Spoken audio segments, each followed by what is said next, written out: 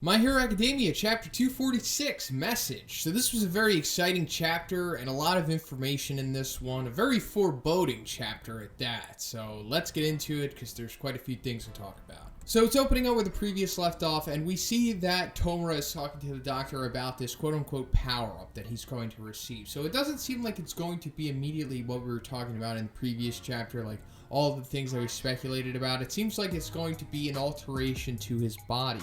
So what I assume is happening here is that the doctor is going to turn Shigaraki into like some kind of Nomu or Nomu human hybrid, something. I mean, obviously his body is going to change so that he's able to handle the new development that he has of his decay quirk, the full power of it, if you will. And we're seeing a lot of cool parallels between Shigaraki's development in this quirk and what we originally saw of Izuku with One For All. Actually, what he still does. Like, if he uses the full power, he's going to wreck himself.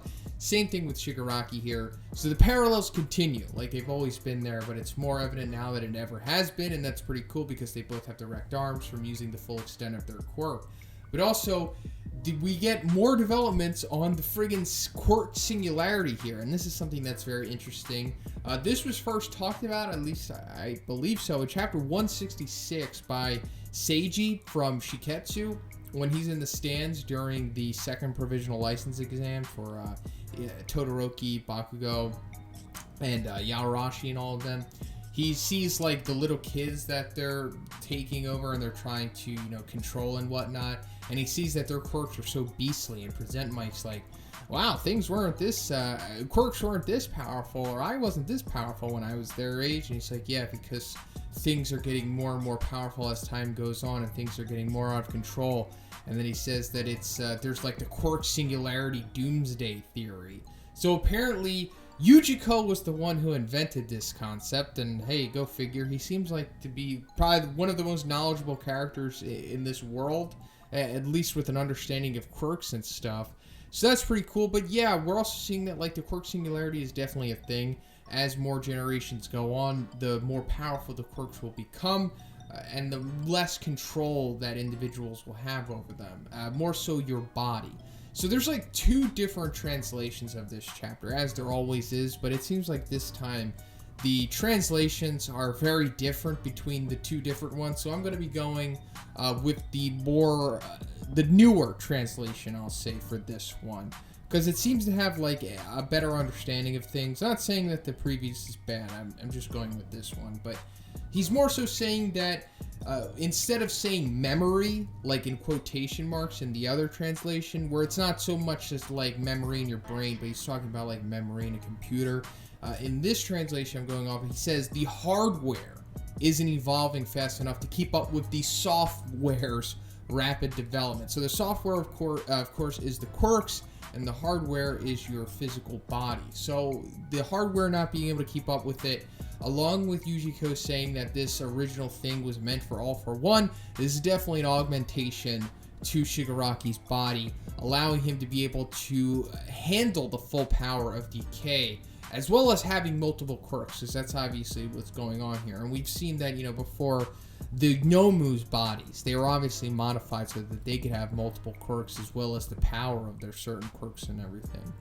So I don't know if Shigaraki's literally going to go to a cocoon for this to happen, but regardless, whatever it is going to be extremely painful, and this is like a reason for Shigaraki to be out of the picture for the next 4 months, because that's how long this is going to take. So that's what the timeline is. We were trying to figure out what the timeline was in the previous chapters. Like, is this going to be how long it takes for him to make the Nomus? Is this going to be for the prison break? No, just this surgical procedure or whatever, the operation, the augmentation, it's going to take 4 months. But as for the multiple quirks that I was talking about, because we always assumed that he was eventually going to get All For One, but now it seems like he's also going to get One For All. So this is super interesting, because Yujiko is literally saying that, and I had to take a double take here. I was like, wait, One For All? And of course it says this in both translations. So how is he going to get it? Or is he going to get it? Is this just something that's probably a prospect? But you have to consider that your Horikoshi is putting this out there for a reason. So like, is he really going to get One For All? Like, does he even need it? I mean, I just, like I said, we just assumed that he was going to get All For One, but now One For All too? It's like, wow, that's too much. The villains already have too much, and Shigaraki already has too much, but even One for All, how is he going to get this? You can only really speculate, because we know that it can only be given willingly when they consume their DNA. You can't just forcibly take it. So has Yujiko developed another method of taking this? Can he somehow extract like 1/18 of a remnant of it from All Might, even though it's implied that All Might doesn't have anything left in him of All for One after he had passed on to Izuku and used up everything that he had left against All for One? So is he going to somehow extract a piece of this from Izuku? Or like I said, maybe he has some kind of method, or maybe there's just something that we don't know yet that Yujiko knows. So then we see that Endeavor is talking to the same government people that are overseeing what Hawks is doing, and they're just encouraging him to get the interns as much experience as they can get with villains so that they can get more powerful that way, and it's going to benefit everyone. This is also talked about at the beginning of this arc when we see the round table of all the staff at UA. And it also keeps talking about how, like, in case of failure, everything will be put onto the students. They're the backup plan, essentially. So I feel like this is definitely going to happen, unfortunately. And what I feel is ultimately going to happen here in 4 months is that there's going to be a huge battle, like almost a war. And no, I don't think this is going to be the end of the series. At least I certainly hope that it isn't. That would be a little too soon to end it, in my opinion, unless they just wrap up everything in the next couple arcs within this 4-month time span. But I feel like this is probably going to be like the turning point of the series. This is probably going to be like the Marineford War, the Summit War of One Piece, but for my hero here. And I feel like we're going to get a few deaths at this point. Now, All Might obviously is going to die, unfortunately, and I don't want that to happen, but the writing's on the wall. It's always been there. Hawks might die too. Hell, maybe even Endeavor dies during this point. But even if they don't die, or the ones that are guaranteed to, they will probably be out of commission. And there's going to be a point of where everything is essentially placed on the students. Like, maybe all the pro heroes die, or most of them die. And then it's like all the pro heroes just, all the students have to get more powerful, or they have to go into hiding or something, or they go somewhere else. Maybe Japan gets completely taken over and they have to go to America. Maybe that would be interesting, a new way to introduce that whole element to the story. Or just something like that happens. But there is obviously going to be a big war, and I feel like the villains are going to win. More so Shigaraki is going to win. And maybe everything just gets destroyed, like I said, and then there's this whole big paradigm shift. And I don't know, the students are forced to take over, and they're forced to become stronger out of necessity, possibly. Now, that's kind of weird to think about, how there's just nothing is left, and now there's no UA anymore, all of the heroes are gone, and I don't know, everything is just in complete turmoil. That's a possibility, or it's just that the war does happen, and there's no clear verdict, but like clearly the advantage has gone to the heroes, and that, the villains, and that the heroes have lost way more than what the villains have lost, possibly, and then they both go back to their corners. And then I guess they'll come back again at another point. But something obviously big is going to happen. It's not going to be during this arc. Maybe in the next 2 arcs. It really depends on how far Horikoshi is going to stretch this 4-month gap. But for this arc, it just looks like Endeavor and the big 3 of 1A are just going to be doing like their own little thing. Maybe going against like a Chisaki level threat in the meantime to build them up. So then to finish off this chapter, we're getting 2 pages of awesome double spreads of seeing what Class 1A and 1B are up to in their internships. So we're seeing Tokiyami with what I'm going to assume are his sidekicks, which we found out that's what he's up to. Then we're seeing Ryukyu's team is back together with Asui, Ochako, and Nejiri.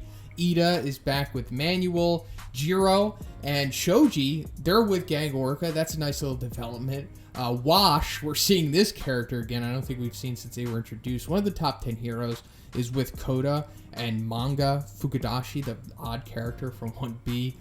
And then it seems that Sato and Ojiro are with, I guess, Hound Dog Man, it appears to be. And they're also with Jirota and Shota of 1B. Monoma and Pony are back together. Ashido and Aoyama are together as well. They've always had that dynamic to them.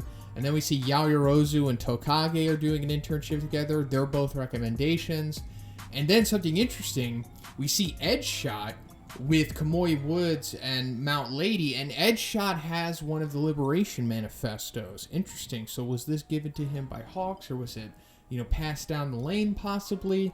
And they're with Kaminari, Sero. We see like Mineta in the back there, and then it looks like to be Shiozaki. And then Team Fat Gum's back together with Kirishima and Tamaki, and then Tetsu's there as well, which is awesome. I'm glad that they're all back together. I'm sure this was by request of Kirishima. And then on the next page, we see All Might looking it's very sad. Looks like he's about to cry possibly, so maybe something has happened. This also kind of lines up with Tsukuuchi and Gran Torino in this page as well, because it looks like they're in Tartarus, right? But Tsukuuchi has like his hat over his chest, and he has like that solemn look on his face. So is he sad? Has something happened? Also below them, we see Kurogiri like, locked up the same way that All for One was. So did something happen with Kurogiri? Did he tell them something? Has something been revealed possibly? It remains to be seen, but something good definitely hasn't happened. So also on this page, we're seeing Kendo and Reika. They're with their pro heroes. Then we're seeing Shiketsu High as well, which is pretty cool. Inasa's there, Seiji, Kami, and then one student on top of them in the back. I think we actually might have seen this guy during the provisional license arc. It was like the guy that has like the black face and the white eyes, like a similar quirk to Kiro Iroi. I'm assuming like it's something like that possibly. He's also here, and he's with the mushroom girl by the name of Kinoko. It was also revealed in the data book, the new data book that just came out, that he has like a crush on her, so that makes sense that they're together. And then speaking of being together, we're also seeing Ketsubetsu students here in Shindo and Tatami. It was also revealed that they're a couple. They're in a relationship, so we're seeing them here too. That makes sense. Bondo's there as well, and it looks like he's with like a hero that has like a super glue head. Then we've got Awase and Hiryu. They're interning together. They're both like martial arts dudes. Then we got Kamakiri, Kaibara, and Subaraba. They're all together. And then one of my favorite characters, Honanuki, he's with Yui. They're interning.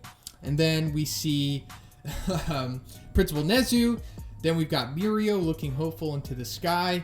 Don't worry, I think his quirk is coming back, but I'll make a video about that. And then we see Eri with Aizawa and Present Mike. Eri's horn looking bigger than ever, so that's going to come back into play for sure. And then, of course, we have Bakugo gearing up along with Todoroki, and to finish it off, Izuku. So it looks like they're getting ready.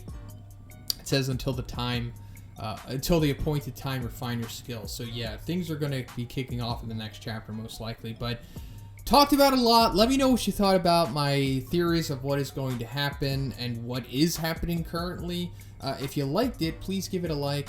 I also have a Patreon. It gives you access to a weekly Q&A, and if you haven't already, please subscribe as well. Have a great day. I'll see you in the next one.